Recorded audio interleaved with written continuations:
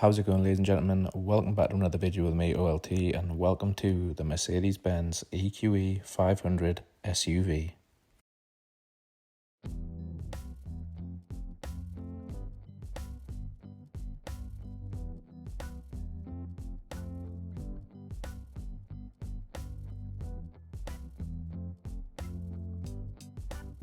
Stepping into the EQE SUV, you can see just how open and airy this car feels, and if you like to sit high above the road, you'll appreciate the lofty driving position of this SUV variant of the EQE, as it gives you a great view over the bonnet. Instrumentation is via a 12.3-inch digital driver display that can be configured to show multiple layouts for the dials, trip, media and navigation information. It looks good, but it's a shame that you have to scroll through the menus using fiddly touch-sensitive controls on the steering wheel. In AMG line and AMG line premium cars, there's also a 12.8-inch portrait-oriented touchscreen in the centre of the dashboard, which runs the latest version of Mercedes-Benz MBUX infotainment. Over-the-shoulder visibility also impresses thanks to large side windows, a rear view window that's massive, and this huge panoramic sunroof. In higher spec versions of the EQE SUV, including the range-topping AMG 53, the single touchscreen is upgraded to a so-called hyperscreen, which actually gives 3 screens that span across the dashboard, and it gives the front passenger their own controls too. On the centre console, you have the very common sliding piano black storage compartment with a very classic Mercedes feature inside for the magnetic cup holders. Being magnetic, you can move this cup holder at whatever position you fancy inside the storage compartment, or you can remove it completely should you wish. Personally, I'd rather a fitted cup holder just to prevent anything going wrong with it, and it takes up the majority of the space in there regardless. You've then got the centre armrest, which you also have a storage space which is really deep. It's not the biggest for width, so that does limit what you can get inside there, but it does come with 2 USB charging ports to give you an option to store and charge your phone in there should you wish. Coming into the back of the EQE SUV, I found it to be very bright and airy, and the amount of light you get into the rear of the car from the large pan roof and side windows makes everything feel a bit more spacious. The leather gives the interior a lovely premium feel, and you can drop the centre seat for extra load space or comfort by giving you an extra armrest and that cup holder availability. Sitting in the seats, if you're an adult, you'll have no issues back here whatsoever, as you have plenty leg and knee room to sit comfortably, and no central floor tunnel gives you extra room to manoeuvre easily around the back row. The boot can be opened using the electronic tailgate, and once it's opened you will see a decently sized 520 litre boot space, which can be increased up to 1,625 litres by dropping the rear seats. These rear seats drop in a 40-20-40 split, so it gives you all options when dropping the seats should you need it. As you can see though, I managed to store all the charging cables in a large dog bed in the boot with plenty room for more, so you could easily store all of your baggage for a nice trip away with no issues. Mercedes is fully committed to pushing its model range upmarket and transforming its lineup to fully electric models. It has already launched a number of zero-emissions SUVs, and the EQE SUV slots in between the smaller Mercedes EQC and the curious EQS SUV. It has a lofty starting price of just over £75,000, ranging up to over £100,000 depending on the spec. On the used market, you're probably looking at around 50 to 60,000, spec and mileage dependent of course. I'd say that this is probably the first drawback of the EQE, as when you price it that highly, you then find it's undercut by the likes of the BMW iX and the AUDI Q8-ETON, which are both Mercedes' main competitors, and in my opinion offer a better finish, feel and appeal than the EQE does. You then also have the new electric Porsche Macan, which will absolutely wipe the floor with this car.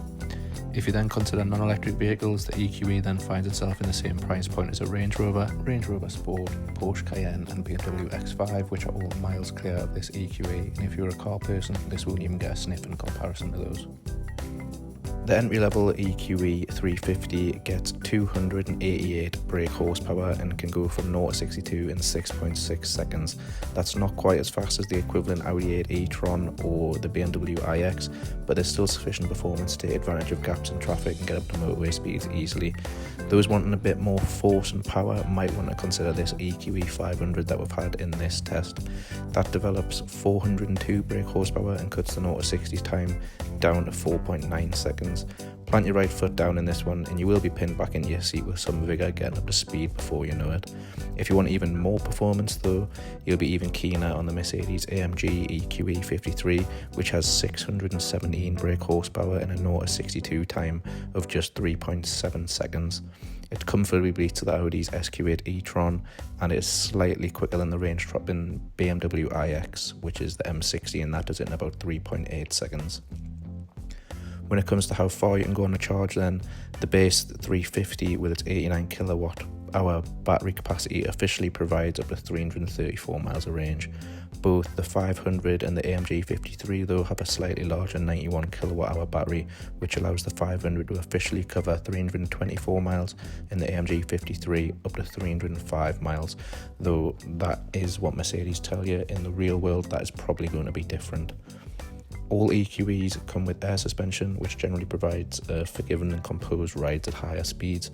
However, I found when I took this into town and in little parts of the city, the body of the car can be jolted abruptly to one side when one of the wheels hits a bump, causing the heads of the occupants to be thrown about. Like, my girlfriend wasn't a fan of it at all.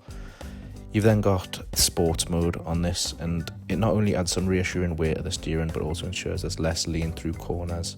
And as a compensation, four-wheel steering is standard on AMG line Premium Plus models and above. It allows the back wheels to turn up by 10 degrees, reducing the turning circle from 12.3 meters to 10.5, which is smaller than what you actually get in the Mercedes A-Class. Initially, it does take some time to get used to how little steering lock is required when turning into corners in the EQE, but the four-wheel steering does a great job of making low-speed manoeuvres a lot easier. The EQE SUV is a very quiet car to drive in, obviously, with it being electric, but with wind, road and electric motor noise all added into one, it is kept to a pretty good minimum. Higher spec versions are even fitted with laminated windows to further dull out any of that exterior noise. If you like to sit high above the road, you'll appreciate the lofty driving position of the Mercedes EQE SUV, which gives you a great view over the bonnet.